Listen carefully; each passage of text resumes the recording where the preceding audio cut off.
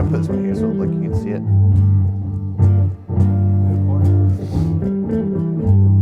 Okay.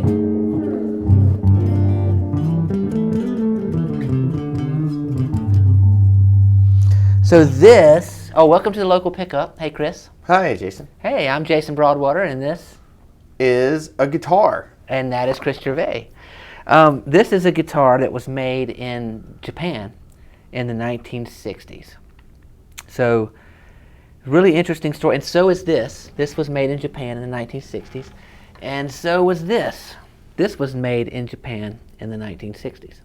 So, you can see these guitars have a similar quality about them.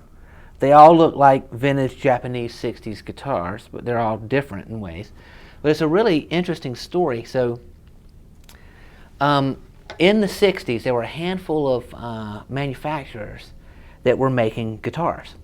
And it's easy for us to think nowadays, because of what happened through the 70s and 80s, we think, okay, American companies offshore to Japan to make cheap stuff.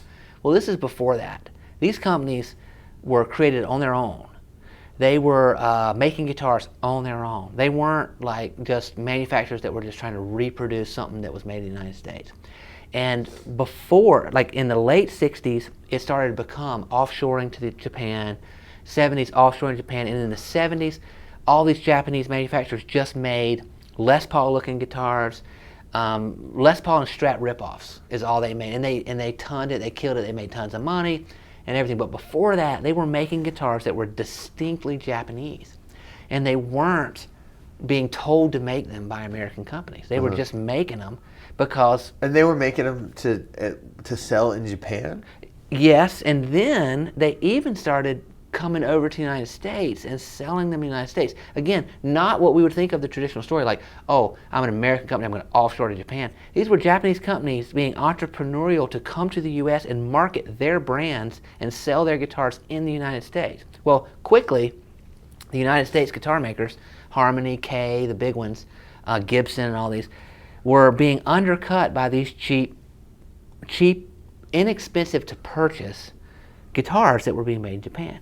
And so what they started to do was the American company started to try to make guitars as cheaply. And Kay had some success, and we'll talk about that when we talk about Kay, with kind of a price point, like a $59 price point that could compete with these Japanese guitars. But and then eventually, so not only did American companies start trying to compete with them, which they couldn't do, but then it was like, okay, so what's going to happen? So a number of things happened. First of all, it's like American entrepreneur guys, dude with cigar, sport coat that doesn't fit well, makes up a brand name for a guitar out of his hat, and contacts some dude in Japan to build it for him and sells it to Sears. You know, you got a lot of that. You get a lot of these American brands that are just made up. Desk shoes. Desk shoe guitars. Go. Yeah, exactly. Lots of cigars. That's like a recurring character on the local pickup. It is. Cigar Man. Cigar Man basically started taking the guitars that were already being made and starts just changing the name on them and selling them. Well, Taisco is one of the big Japanese manufacturers. There were in the early 60s, late 50s, early 60s, probably a handful of these manufacturers. Then by the late 60s, there were probably 15, 25 of them.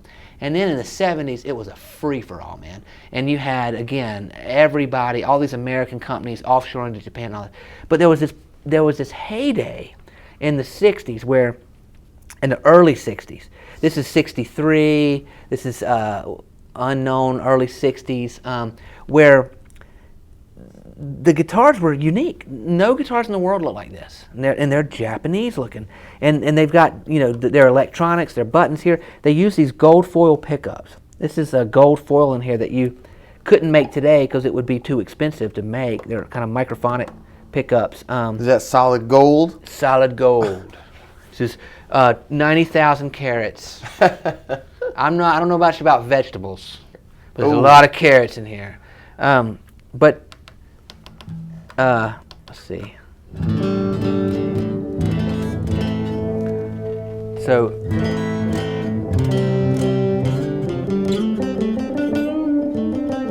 the kind of what people call the warm vintage tone, which is funny because you think warm vintage, well, God, you listen to old music like Beatles and stuff, there's nothing warm about that, it's all jangly.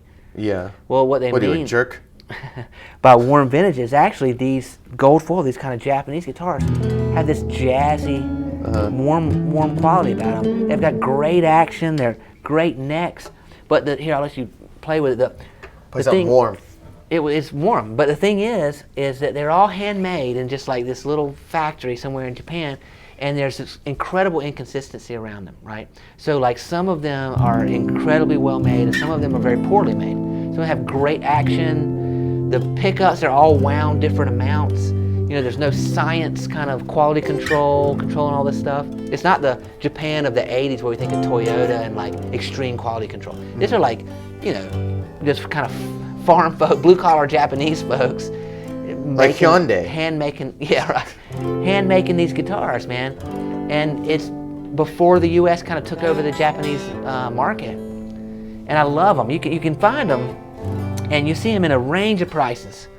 You know, you see them for a couple $100. You see them for $1,200. You know, it just depends on how well they're made, when they were made, what manufacturer made them, what name brand they have stamped on them. It might be an American name brand, a Japanese name brand. And this one actually, this is an Italian name brand, Melody. Oh. It's owned by Eco, the Italian company. And they decided to make their guitars, they formed a brand called Melody and decided to make them in Japan. And so this is like mid-60s, they reached out to a manufacturer in Japan and like, hey, will you make us a guitar to sell in Italy? And of course it comes out looking like a Japanese guitar, you know, because that's all they were making. They're using the same parts. You know, again, there was like a handful of these manufacturers. So this look, this sort of like vaguely Fender, but with all this random stuff and this cool kind of junk on it, that was defined in '60s Japan. Yeah, it was it's Japanese style, man, and it's the you definitely see that a lot. Guard and yeah, I mean, and you can recognize these Japanese guitars. I mean, you see one, you're like, oh, that's got to be a '60s Japanese guitar. Yeah. Again, before everything became, all those same companies started just making imitations of Les Pauls and Strats. You know, they were making these completely unique guitars. And again, this guitar was made in the early '60s in Japan, then went to Italy, had a life in Italy, and then somehow ended up in the United States, and then somehow ended up with us here at the local pickup. So that's pretty cool. And they're all bolt-on neck. They're, you know, kind of inexpensive wood. They all got that same kind of swoopy, maybe Telecaster kind of, but side swoop body. You know, it's like not Jazzmaster. Yeah, Jazzmaster kind of look. Yeah, absolutely. Yeah, and they've all got these either gold foil or what people call silver foil pickups. These are the silver foil where you don't have the gold in it, but it still has the same quality about it. You know, this is the same style pickups as those. Yeah, this is the same thing. So were these original pickups? Yeah, both are original. Both of these, but they're the exact same style. Yeah. And they're like the microphonic. Yeah, and the gold foil. They were. I mean, it's likely these guitars were made in the same plant. Yeah, I mean, in Japan. Yeah. And this one went to Italy, and this one came to the United States. You know. This one went we all the way home. Exactly. Yeah. So this is the Italian. And a really interesting thing about this guitar is, you know, I mean, every guitar has, that we know of, that I've always grown up with, you have the dot on the 3rd fret, the 5th fret, 7th fret, and the 9th fret. And then instead of going 11th, you skip to the 12th. And that's standard. It's on every guitar I've ever seen in my entire life. Well, this one has 3rd fret, 5th fret, 7th fret, and then instead of the 9th, it's on the 10th fret, which is different than the 9th fret. And that was a European thing in their kind of acoustic guitars. They would put it on the dot on the 10th fret versus the 9th fret. So apparently, when the Italian company ordered this guitar from the Japanese maker, they had to tell them, hey, put the dot on the 10th fret. And so they made it in their Japanese style, but then they put the dot on the 10th fret, which makes it a unique. In Italy, dot goes on 10th fret. Exactly.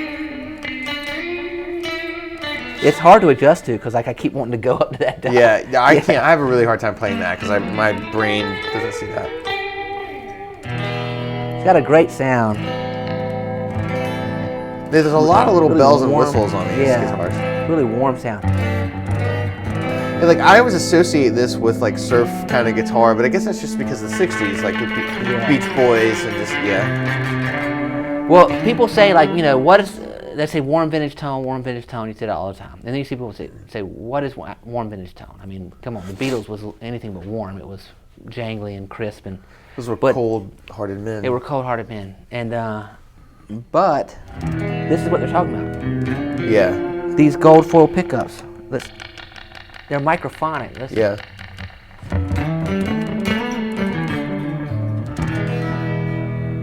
So you could play, if you're recording, you could play your song and you could sing into it. Then you could sing into like, it. My baby loves me, I love her too. That's how they recorded in the '60s. And they sang those words. So this one came out of a factory unbranded. So I'm thinking an employee kind of made one for himself. Good for him. He got it honest. Yeah, or him or her, you know, whatever. But it's we're working on this one. We're going to refret some of it and work on the electronics, maybe change out the wires and whatnot. But this one is, I love this one. It's got a cool look. It's tiny little guitar. It's interesting that I don't know if you can see it. The finish is it's blue on the front, but then there's like this red on the sides. On the side, just on the sides. It's really unique. I guess they taped that off, but it's got a soft kind of fade into the other color. It's a really, really interesting. And it's got a different sound. Like these two both have the gold foils, but this, luckily they're a little beat up. So if I hit banging, it doesn't do too much damage. But yeah, but they all have a really warm. Yeah, this one's real warm, real deep. Deep tone, yeah. And it's funny, it's such a small guitar, but it's got exactly. You would think it would sound more jangly and toy-like.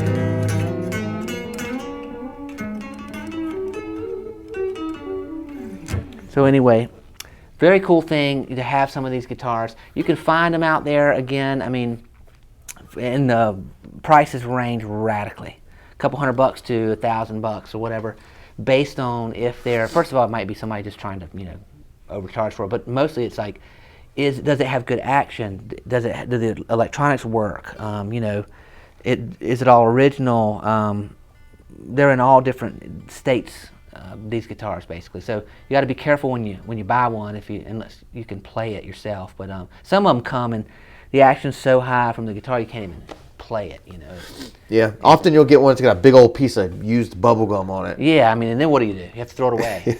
Just send it right back. Yeah, so anyway, it's very cool. It's a cool thing in history that Japan was making guitars that were distinctly Japanese before they started making guitars for American companies. Because I would have thought that it was just like, oh, well, this is all an American thing and we're just going to outsource to Japan. But they were over there making killer guitars. And sort of created this wave of guitars. Absolutely.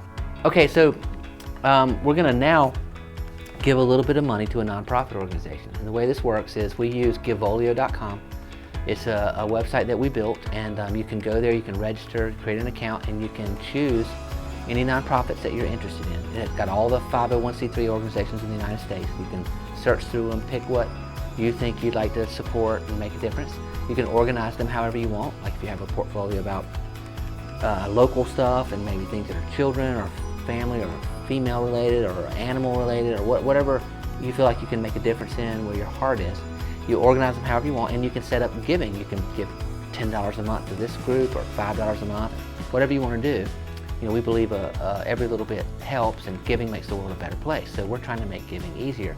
You can manage it all in one place, and you can print out a tax report with one click.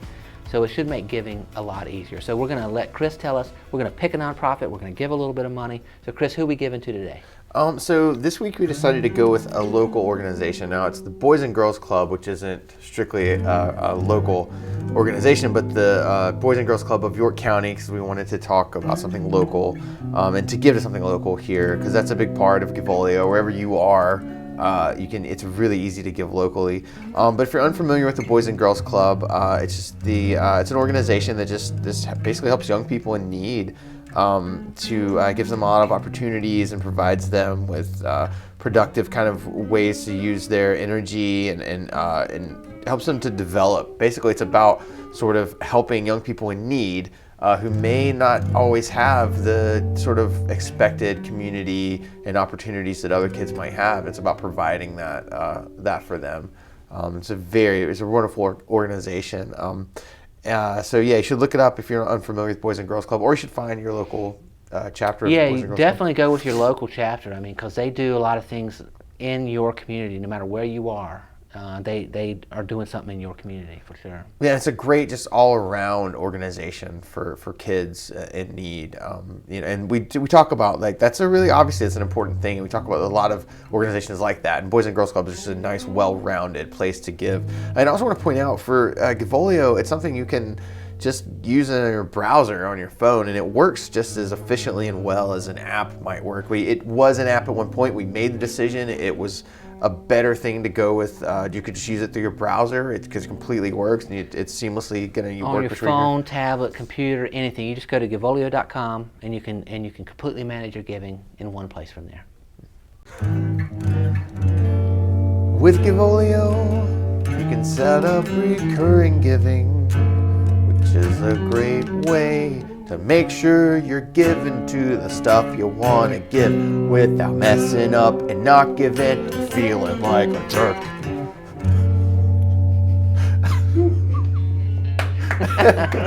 Now that was good. Well played. Well played.